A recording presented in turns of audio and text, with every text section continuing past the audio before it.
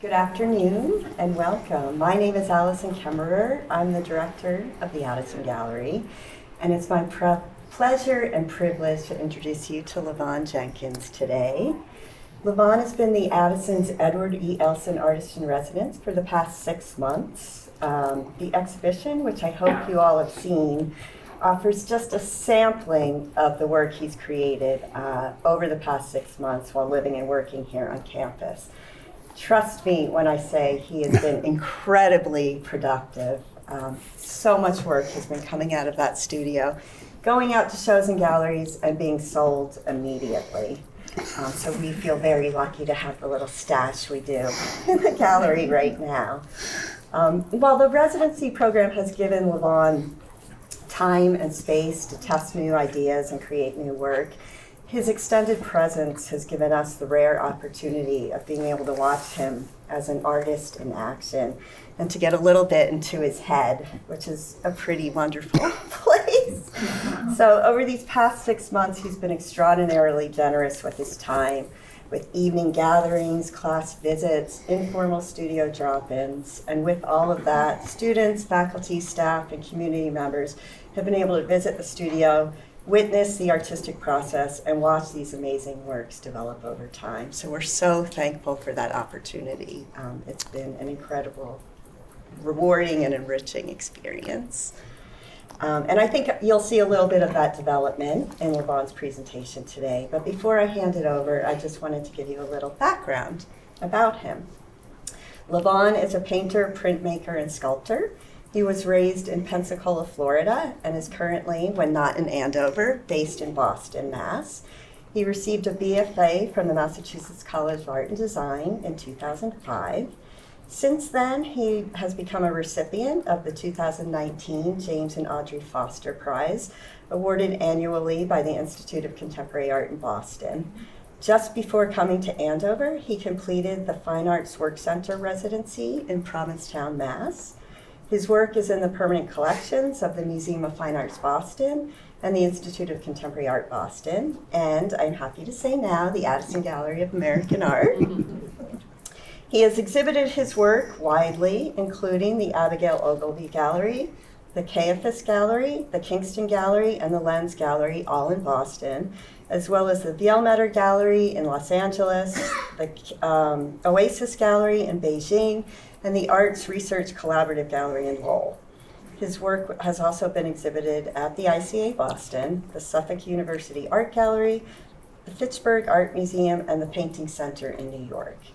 In addition to numerous upcoming gallery shows and art fairs, Lavaughan is preparing for a major solo exhibition at the University of Alabama, Birmingham, which is slated for this coming June. So, without further ado, that's it. Questions, please. Well, thanks. Yeah. So, I'm not like there's no script for the stuff that I'm going to say. So I'm going to try to keep it quick. I do love questions, and I want to connect with people in that type of way more so than just reeling off like a bunch of stuff that I do or don't do or why. But so I'll start basically from my time in P-Town, which was like this time last year. It's just like crazy that some people are here, but it seems like it was a long time ago. And then you think like, oh, that was like a year ago. And the work I'll show you started in P-Town, and I'll show you how it continued here. But the common theme today will primarily be Guston. And I'll show you guys a few images of Philip Guston's work, but a few years ago I had this ridiculous dream that Philip Guston came and visited me in my studio and offered me a crit. And suggested that if I really wanted to move forward with my art career would be to figure out a way how to make my work three-dimensional, which was, he basically was like, take what you make on the wall, rip it off, put it in a real space, and then piss off everyone. Like traditional painters, landscape artists, sculptors, just make them all mad because you managed to combine all of it into this one thing. And that's kind of like where we are. So I'll show you a couple Gustins that I was like obsessed with. And I don't look at titles or anything. So I just look at the work. And it was just a few that I was like, okay, maybe he might be onto something. It was one thing, it was like, you don't look at my work enough. And I should start looking at his work because we're like similar in ways. My obsession with pink was like an easy connection because there's like the Gustin pink that I now mix on a regular basis in my studio because I want the Gustin pink until I can actually get the Gustin Foundation to like maybe give me some of his paint. It would be amazing. If you guys know any connections, it'll be sick. But this one in particular had a big connection because you guys will see it in the paintings where the way that Gustin addressed it, the clan figure. This one I was excited about because I couldn't tell if it was a self-portrait or someone was posing for him, right? So that's the kind of world I think we're in right now. It's like you see these things and it's like a lot of we can look at ourselves a ton for how, I'll keep it to this country, how this country runs and does things. But also we learn a lot from what we see. So this portrait was like all of that. And I was like, man, how do I like take that idea and kind of make it mine, right? And so that'll be in all the images when they're coming up, especially the stuff for LA. But this is another one where I was just like, well, I love it. And it's that head, you remember the head too, because it's also in the paintings. But imagine this guy coming, he's in your dream. Imagine him coming to your door, knocking on it, smoking a cigarette, and telling you that he knows how to make your paintings better. It's kind of weird when I didn't look at Gustin. So that part is like super fun to like take that, but also listen to a dream. You know, like this guy that I've never met is telling me the path that I should take moving forward is a crazy thing. And then you wake up and then you go to the art store and you buy all these new materials and try to figure it out just because some old dead guy who was in your dream and told you to do it. So like most of the work, I just say like blame Gustin. If it's like crazy successful or it goes horribly wrong, it's not my fault. It's Gustin, you know. So I'll start with some of the 3D pieces that I made for my LA show. And this series, and I'll just click through them randomly. If you guys want to see something a little longer, just say stop or whatever. These are like maybe 16 inches tall. And the idea was taking the Gustin hooded character, right, and figuring out how I can make him make sense for my work and fit in today. So being locked into this pandemic thing where some of you have masks today, it's kind of like this idea of when you put on this mask, and that's not just in like our daily lives when we get dressed in the morning, but the literal idea of putting a mask and covering your face. And you have the opportunity to kind of just go out and be whoever you want because no one can really recognize you anymore, obviously besides your loved ones and stuff, but you have this opportunity to go out and be different. And how that affects you, that I thought was really interesting. So taking that idea and put it into the idea of the Klan, it's like they're doctors, they're police, they're all these jobs and things you do in life. You put this covering on, no one knows who you are anymore, and you can kind of go in any direction. But they're kneeling figures, and I'll get to a side view, and it's like the weight of that. So this body of work is basically called the weight of things, which is the paths that we go down and how we handle the weight of that. Changing your body, doing things that are not necessarily good. But when you go home, you have to deal with it. You can take that mask off, but you still have the residue of it. And that's what these paintings, and I call them paintings, I don't call them sculptures. I was like, they're made out of paint, so they should be paintings. And Gustin also said they'd be paintings. So again, if you disagree with me, you gotta call Gustin up and argue with him, right? So that's a side view of one. And some of you that are interested in process, there's foam and all kind of stuff underneath with like a big ton of paint that I just squeezed out. I wish I took like shots of like the studio so you guys can see just how many, but like a rough idea is like 30 grand to make a show in paint. If you can imagine what whoever paints, you figure out what a tube costs, and like, yeah, crazy. But also, it's Gustin's fault. You know, so that show is like maybe 30 pieces. And I think out of this series, I don't even remember. I'm like, you know, I'm looking for you to remember, but maybe it's 20 pieces that I made like this. And then we can start to speed up a little bit. But just so you guys can kind of really get an idea. Is it a clear image? Also, I'm looking from the side, so I'm not seeing much. But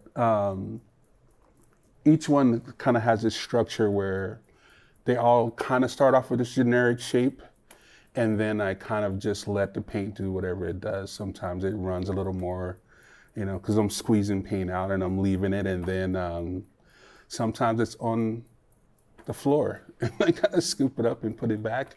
But I love that way of dealing with the paint, so it can kind of just tell me where it needs to go and what it needs to be. I just listen.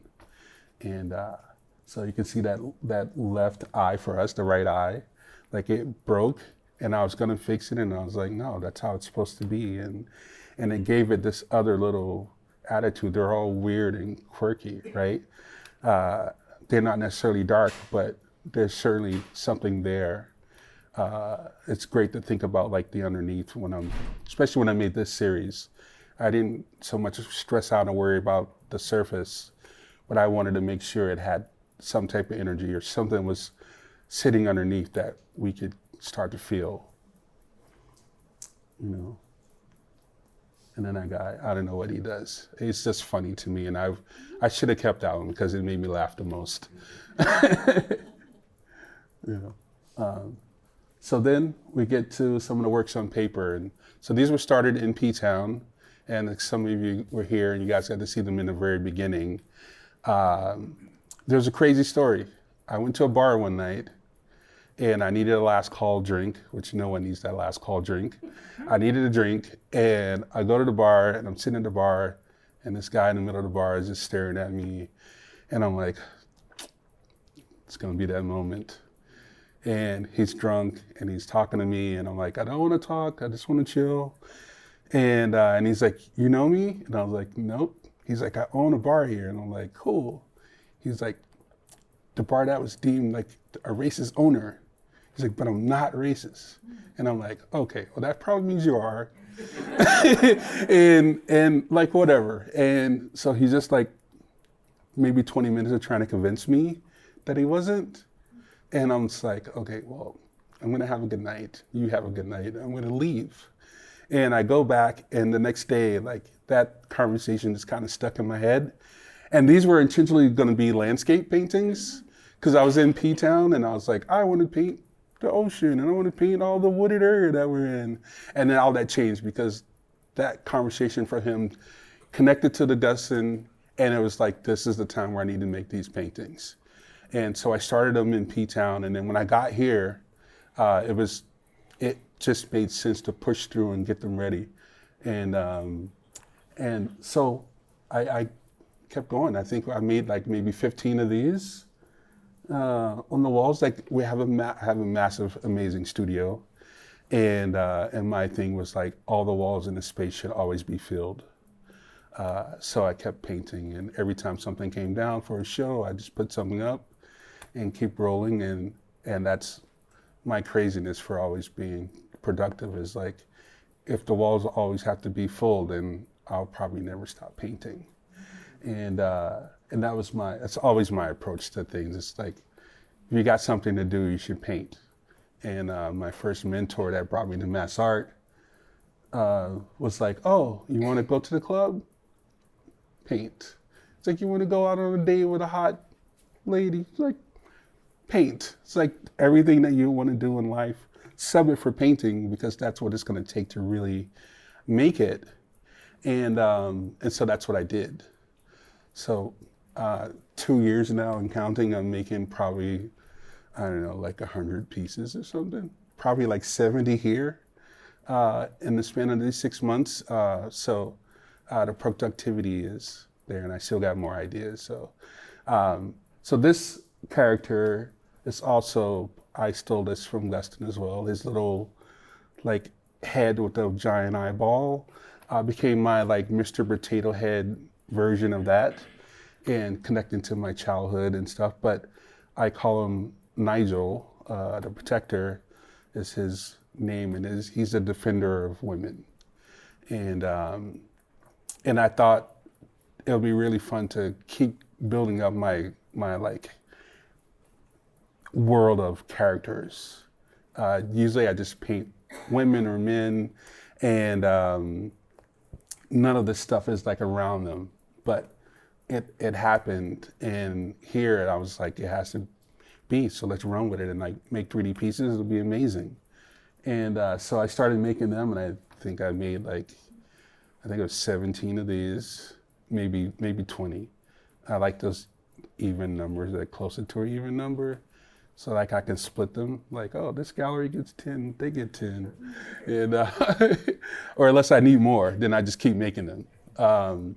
But they're really small. They're maybe like 9 inches tall. And they're actually acrylic and spray paint. So it's like the first time I used something other than acrylic oil paint. And I wanted to make them fast and like get in and get out and not really sit too long with them, because I start thinking about everything, and it's like, then I'll be painting them for like a year. But these were like maybe a month that it took to make these pieces. And they're super fun. I love spray paint now. I got like boxes of spray cans now, because like it doesn't take that much. But for something to add enough drama to where they start to exude like some type of emotion, the spray paint helped to get it to me really fast. So it started making sense to use all this color. And in the paintings, they're just black in the paintings. So I've been saving that for my next show. So they'll get colors and they'll start to blend in more into the backgrounds and things. And if you guys wanted to walk over to the studio, they're like there now, but they'll come out this summer. That's my Celtics. The sneakers are Jordans, and I was like, oh, it'd be great if it was a Celtics versus Bulls, like the old days. And that's and I should have kept it here because it's a Boston painting, but it went to LA, and then someone was like, oh, I love it. And now it's in LA somewhere. And so these are another series of paintings that I worked on. So I'm showing you guys in groups of like how it was in my studio. And we'll get to the paintings that are in the museum. But this was another series of figures that I made before I got to the ones that are on the wall. And this is like my Goya, my black paintings. There is this comic book character called the Black Mask. And I thought, like, how much does that make sense for the work that I'm doing? If I find this character that calls himself the Black Mask, and he puts this mask on, and he's like the crime like boss, like God. You know, he's in like DC Comics, I think is where he is. So I was like, well, this is really easy. Like, it's a black mask, so I could just paint these characters with this mask version, but with black paintings. And to talk about Goya's black paintings, those things on the wall were like, basically I just took the notes from Gus, and I took the Goya painting off the wall and put it in a 3D space wrapped around what would be my figure. And that's really how fast that came. They took maybe, I don't know, maybe a month that I did these little pieces. They're not little, they're 17 inches, so that's kind of big, you know. And then we get to here. And these, I think, were 2 months. And I made all the stuff in the show in like 2 months. but they were in the earlier works. The ghost character, the Dustin Hooded character, was super prominent behind the figures, and I wanted to kind of tap into the idea that as intense as we were in the first year, 2 years in the pandemic, and being aware of all the chaos that was happening, things were like so immediate and like impacting us like instantly. I wanted to start make a few paintings where we have these lives and we have to move on and keep doing things. We have kids, we have jobs, bars, restaurants are open. So now we have other activities that we can kind of move away from all the seriousness. But I wanted you to know that it's still there. And that's one of those moments that I love Dustin, is because you have these big paintings, and when you get close enough, you can see the remnants of the hooded characters. Or some, it was just like little drawing areas that was like a reminder that you can enjoy this moment, but know that it's still there. It's underneath the surface, or at times like we've managed to cover it because we don't want to look at it anymore or don't want to deal with it. So we put something over it. So having the figures up top was that reminder to have these guys like kind of peeking and lurking over that things are moving forward, but it's still a major issue and we're still there.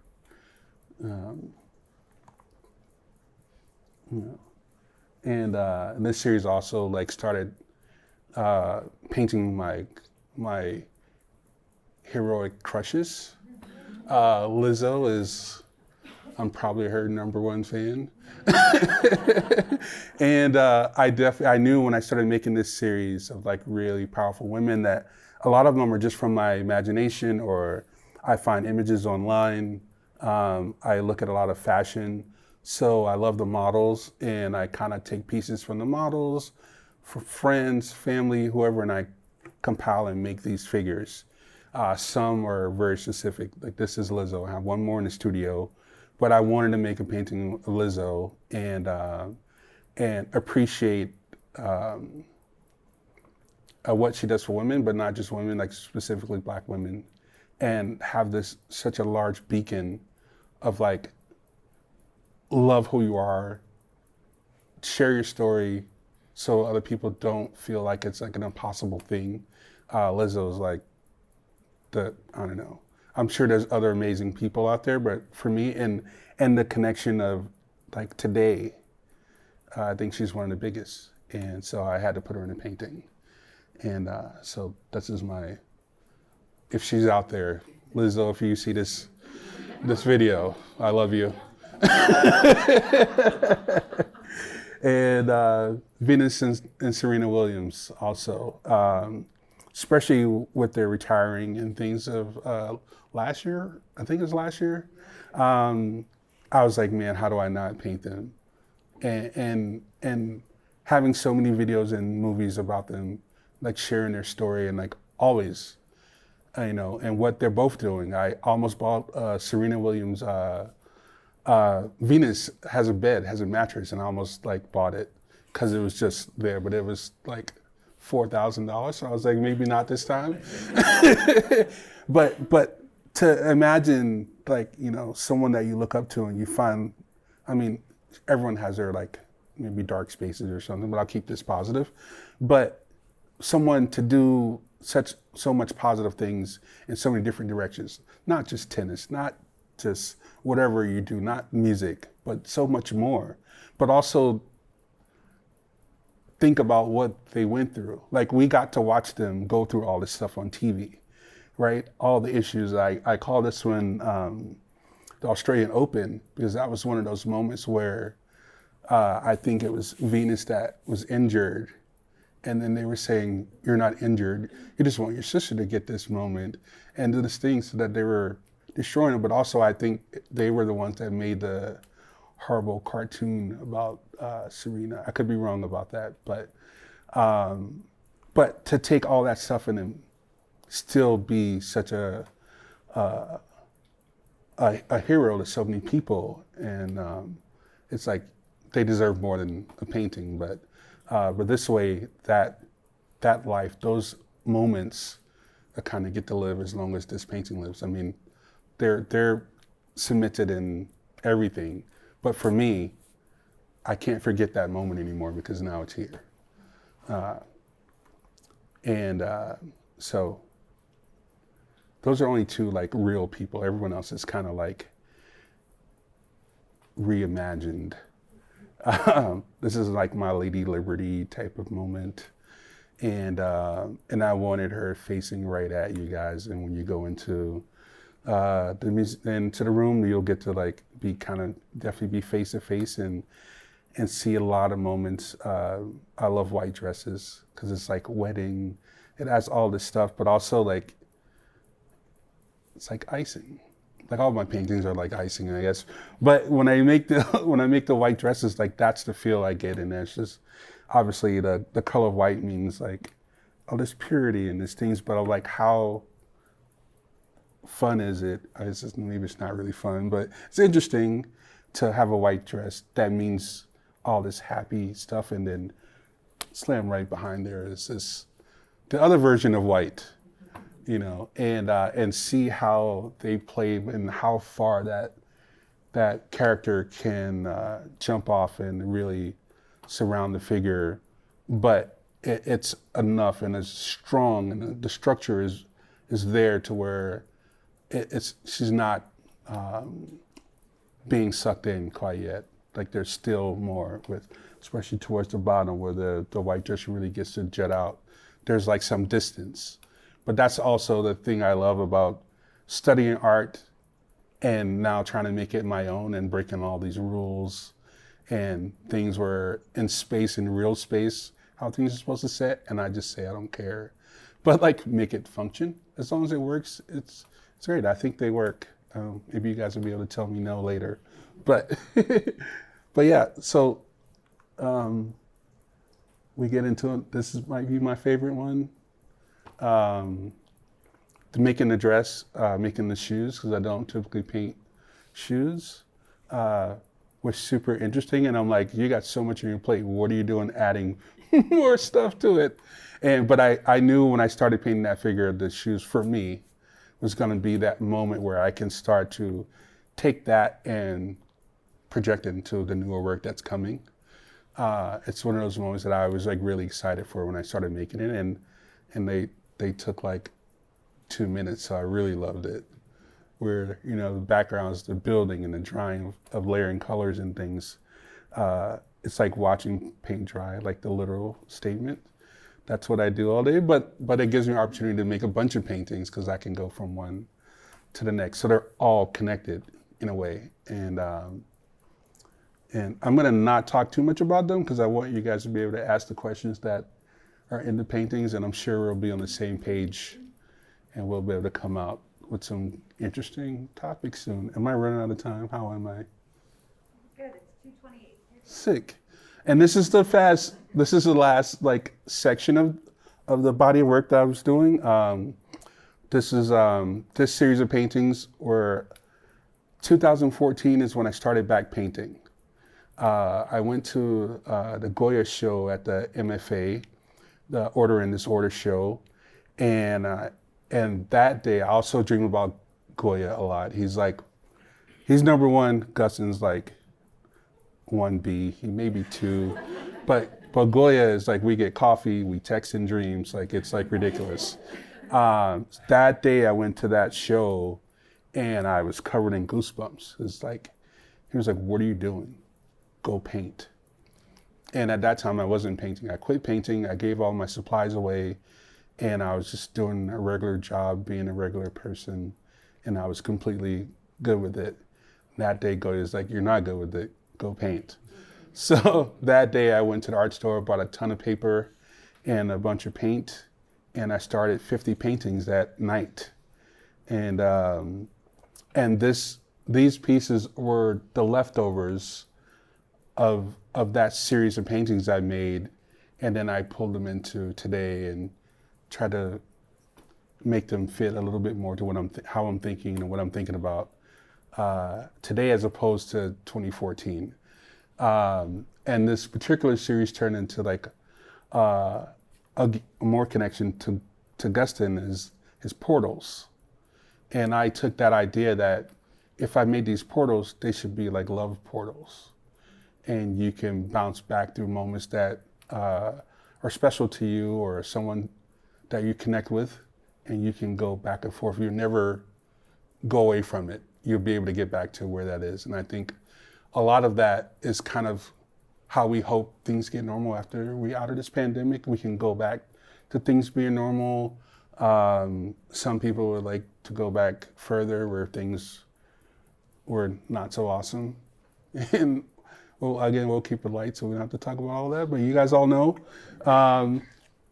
But I wanted to really think about love, and especially when the other paintings were so heavy with all the meanings and things like that. I wanted to make a series while I was making those paintings that I was super excited to go to, not just because I wanted to paint, but because I wanted to paint something happy.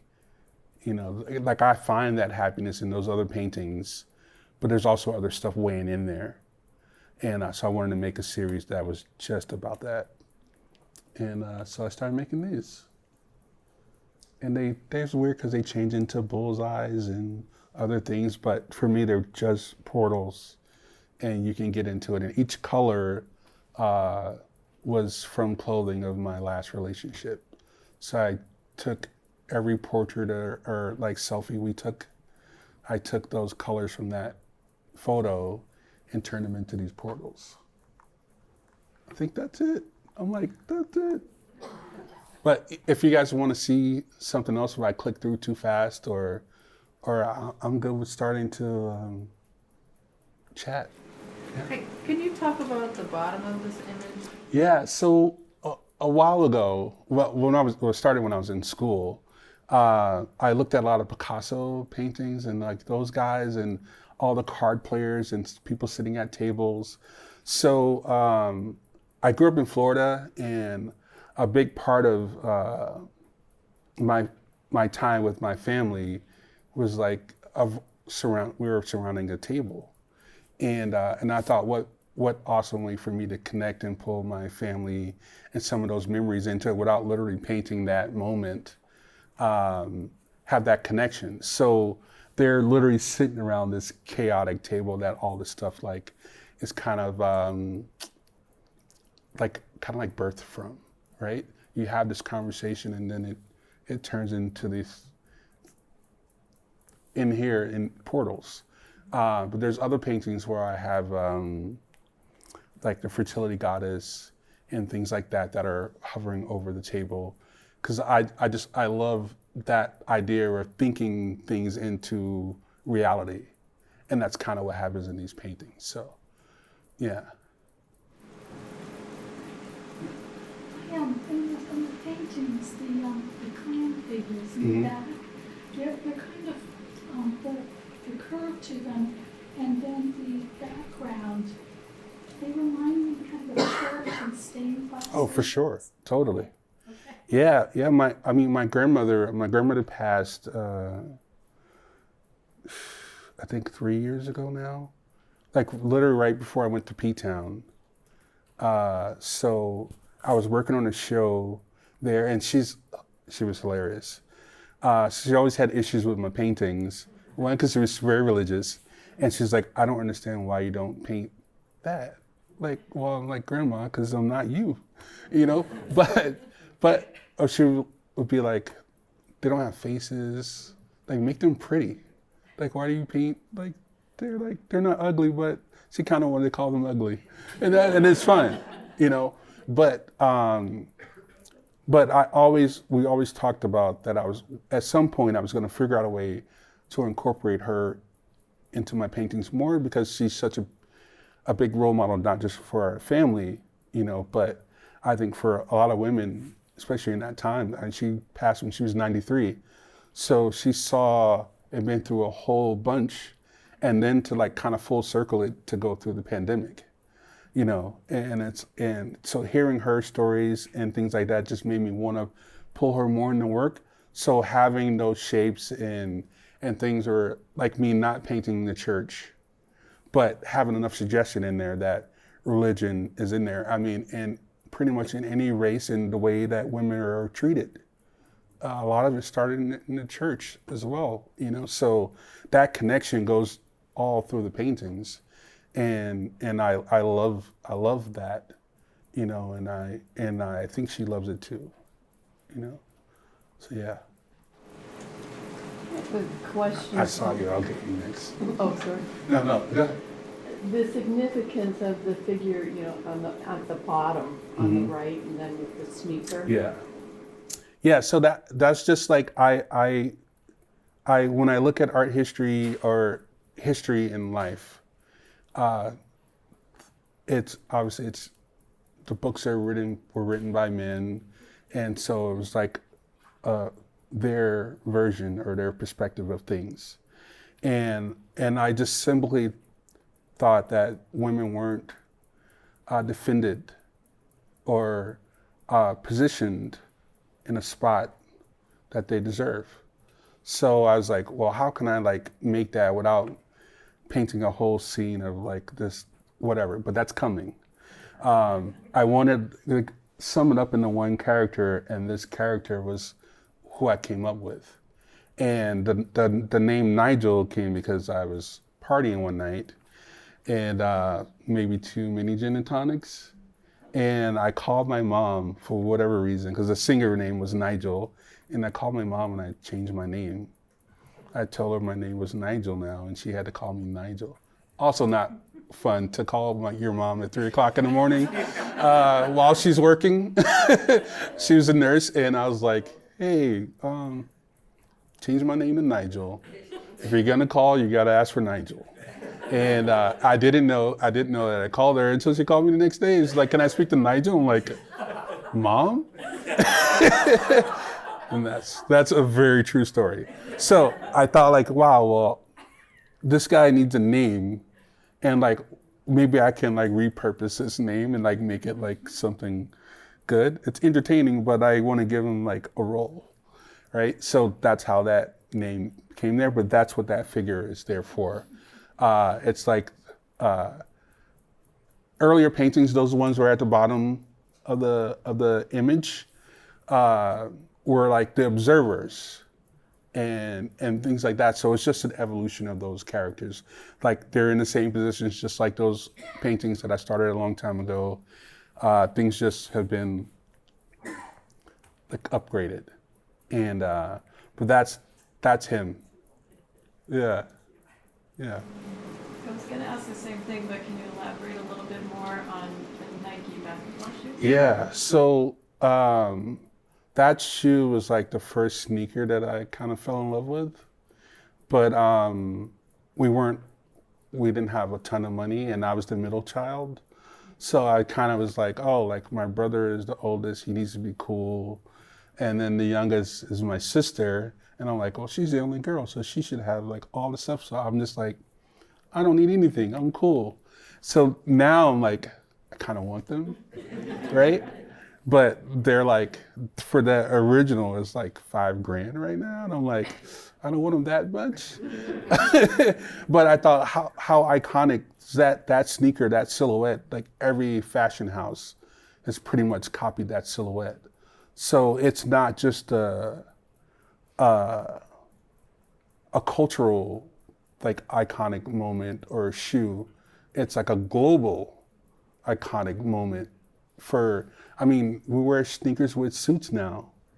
You know, like how wild is that? Like you have this amazing suit and then you have a pair of Jordans on, you know? And so I wanted to have that moment for the character. The first series, they were like, the colors matched the dresses and things like that. But I was like, I don't have to do that. That's one of those other rules that you go in art school, like this color needs to bleed out to this, and then everything is like super cohesive. And I was like, if I paint it enough, texture it enough, that they'll have that relationship, and I can leave them red, black and white, and no matter what the other colors are, like it'll start to function, you know. And but yeah, so that sneaker is there because it was the start of all of it, but also the one that I don't have, and it's not gonna go down, so I probably won't buy it unless I just break down one day and just do it. But help me not to do that. But yeah, but that's it. And then the newer works, they'll have different shoes and things like that, because I got my point across, I think. It might appear in a few other paintings and stuff, but I think now, like, I love Rick Owens, and so I'm dying to put them in a pair of Ricks and stuff like that, and have them branch out a little bit. They can style it up a little bit more, kind of match all these gowns and these amazing outfits that these women have, and he's just in like some raggedy sneakers. And because they're clearly not like new, they're all like beat up, which is great. But yeah, but that's, yeah. So how much does fashion inspire you? How much does fashion? Uh, Go ahead. Well, everyone here like knows like that's pretty much all I talk about. and like I had outfits planned for the opening that didn't get here. They got delayed in days where we were just talking about it. And so like I look at fashion for a lot of not just the dresses. Like Valentino is kind of for me, I consider him the bridge between what those Goya portraits and all those old master paintings, those gowns. Valentino for me is the closest to that. So it gave me the idea that I could make those type of paintings and have them exist in the contemporary, because Valentino was doing it. So it gave me like the go ahead or the nod, like the Gustin dream, like you can do this because I already did it, so, and then seeing how amazing they were, like that instantly started telling me about color. So it became this thing where I find something, everything else is easy because now I got my starting point and I can just respond to whatever's there. And so the fashion is like a big influence. I'm watching everything every fashion week. Like if something's new, people send me stuff. They're like, you got to paint this dress too. And I love it because like it's just giving me all this information. And then I start to slowly build colors and ideas in my head on how I want something. I think right now I have 20 drawings in the studio that are ready for the next series of paintings I'm going to make, because I know the dresses, I know the colors, and I've seen stuff. And so I'm like, it's there. So I don't have anything to do but put paint on the board, So fashion is like the drive between what you see the women in, but also colors for the paintings. And then I just add to it. I just like seasoning. Yeah. Can you talk about the really graphic backgrounds, the plaids and? Oh yeah, I mean that's another one. I love leopard print. If I hadn't worn it the other night, I probably would have worn all my animal print today. So that was one of those things. But also I love the print because it starts to turn into eyes. So it's this whole watching thing, and like we're kind of on this stage, and where the plaid or that checkered print can start to become windows, and as like the possibilities of people starting to peek out of things. But I love the leopard print because it starts to morph into the possible weird, like eyes, like this trippy moment thing. And that's literally it. Like there's one designer, Mike Amiri, he does these tie-dye flannels. And I was like, they're incredible. And I was like, that's a painting, like for not different than looking at Rothko or something like that. When I see Rothkos, I don't even see Rothkos anymore. I see the flannels and the tie-dye, because I make the connection. Like obviously, you go to art school, it was like, you're in fashion, photography, painting. I think now like things are merging together a lot. But when I was in school, everything was separate. And you did painting, you were supposed to do painting. It's like, I didn't think about like, oh, like I could do painting and fashion or this combination. So the paintings are just that. Is what I'm doing now is pulling all those things that I wanted to do together and trying to make it work. So speaking of how you might collaborate with people. Like I'm thinking to Erin Robertson and Jordan Piedonsi and using Jordan's paintings for some of Erin's fabrics. And when I look at especially some of these recent paintings, have you ever thought about working with a textile designer or a fashion designer in order to have some of this stuff in print? And then I can't even imagine what you're going to be wearing at an opening. I keep saying it's coming. I met with a few designers. A few people have approached me that want to help make my dresses. And they're like, oh, like, what if we made this for real? And I'm like, I'm dying to do that. It's just like every time I say that, stuff happens and then I get locked in. Like we were talking the other day, like I'm pretty much like booked to like 25 now. We're filling up the schedule for 25 and maybe 26 in P-Town with Gene. So it's like, I get a minute to breathe and I'm definitely making dresses. It's like 1000%. It's like, I live it. You know, it's like my phone is all like snapshots of dresses. So it's like it has, at some point it's gonna happen. And I love Erin. I'm going to LA in May. So she's out there now and I hope she says, oh, like I'll just nudge. I'll give her a painting for it. But yeah, I would love to continue that idea of, you know, making what I paint real in a real space. How much realer can you get when you can actually put it on? You know, so that's it's on the list, and I hope sooner than later. But the ideas and everything are already there. I'm ready whenever I can like pause for a little bit. Yeah. Lavaughan, what about your shirt? Vivienne Westwood was the badass. I wish I got to meet her. My friend did some modeling for her, and when she passed, like maybe a couple months ago, she passed, I think, and I didn't own a piece of hers, and so then I was on the hunt for I was like, I gotta have something that when I go and I'm like, Vivienne Westwood. If you guys don't know her, like look her up. She was ridiculous and in the best way possible. You know, like one of those, a man couldn't tell her what to do. He couldn't say that she couldn't do something because that would just push her harder to do it. And she did it and she was amazing. And so screw everything that I said today. Look up Vivienne Westwood after that, and that's it. My own is Vivienne Westwood. She's incredible.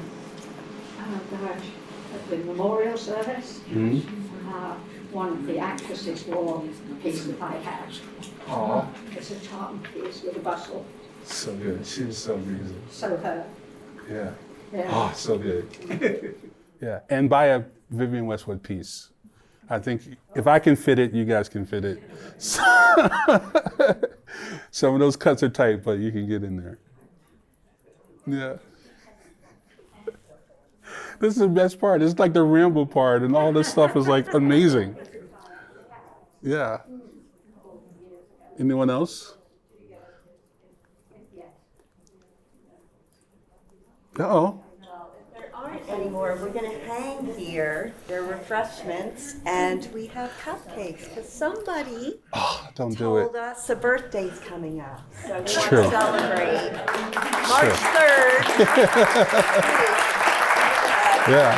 If you have more questions, we can just mingle and. Yeah, and if it's like too loud or like not too loud, but like you want it like more personal. I'm hanging out, so we can talk 1-on-1 or 1-on-5 or instead of 60 or I think. You know, it's cool. Let's play some Lizzo, right? Yeah, exactly. Listen, I'm for it. I can make it. And I mean, it's women in general. The last thing I'll say before we get out is, it's like this, I mean, our trio is women. I wouldn't be here if Allison didn't message me and invite me out here. You know, I've been really fortunate through almost every gallery I've worked with people from Mass Art. You know, Elizabeth is the only one that's not here. You guys don't know Elizabeth, but certain people know who Elizabeth is. A couple times I tried to quit school and she didn't let me. You know, but the initial galleries that saw something in me, and most of the people have been women. You know, so it's easy to make these paintings because I have so much inspiration, and I couldn't do all the work or make them without them. So that's one of those things. So people ask, like, why do I paint women so much? And it's like, why not? But also, like, I keep being connected with all these amazing women, and it just gives me more fuel to paint. So I thank you guys too. And yeah, we're not gonna get emotional. So it happens really fast. But yeah, man, thank you guys for coming out and hanging out, listening to me ramble. Yeah.